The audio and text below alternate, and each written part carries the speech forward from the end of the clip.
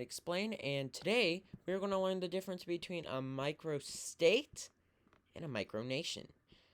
Now, it's quite simple actually, but here we go. So what is a microstate first? A microstate is an internationally recognized sovereign entity, and they're actually small. So an example of this would be Andorra, Malta, Singapore, Monaco, San Marino, Liechtenstein, and Vatican City. Okay, they also have sovereign recognized territories which they control, and normally the head of state lives there. So that means they control it. The Vatican controls its full half a mile. It has that's legally part of it internationally. Okay, micronations are not internationally recognized, but can be large and small. So these are some examples. They're kind of interesting. Okay, they normally form in a place like a bigger country, such as the United States, or here, like in the free town of Christiania, that's in Denmark. Or they form in places that are not claimed by any nation. So many of them form in Mary Birdland, or the disputed territory between Ethiopia, not Ethiopia, Egypt and Sudan, or disputed territories between Serbia and Croatia. Okay. They have no sovereign recognized territory, which they normally do not control. And normally the head of state does not live there. So the reason I say normally here is because we can go to Transnistria, and the government is in somewhat of a control, but not necessarily in control. Okay, this is normally a joke, though. They are formed for a joke, such as the Arrithian Empire. Why would you want to make a country, it's a smiley face for your flag? But there are some places that are really, really, the people are trying to get independence. That is, such as Transnistria. But because Transnistria is not really recognized, it is considered a micronation. Okay, so in my eyes, I think there's a very simple way on how to see this. Micronations are real in international law.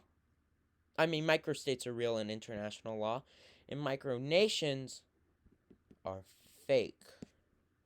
So, if you just decided to, I want to make a country, right? Here, let's go down here. First, you find this great rock, then you put a flag, and you're like, the dictatorship of Bazia. Okay, right?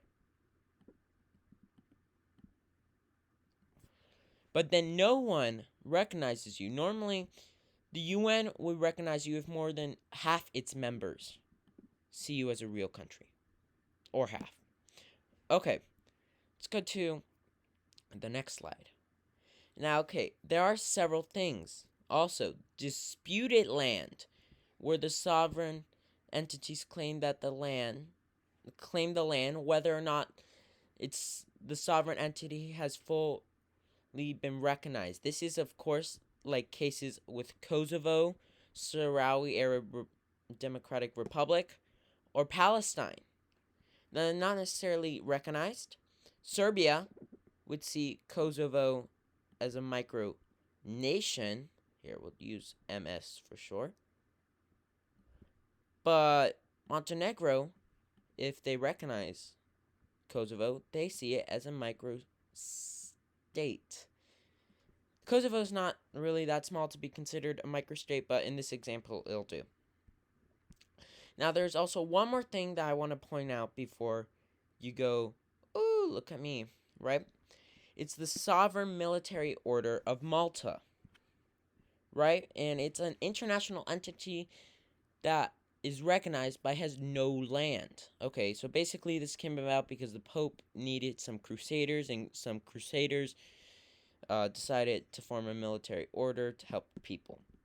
Okay, it has no international land except for No land, actually. It just has an embassy, extraterritorial thingamabob in Rome, where its headquarters are at. Now, not every country recognizes it. Dark green are the countries that do recognize it, and the light green are countries that have not formally recognized it but have diplomatic relations of some sort, and the gray don't recognize it. So that is actually enough for it to be a legal entity, and it is in the legal entity of the UN. Okay, guys, like, subscribe, share my videos. See you next video.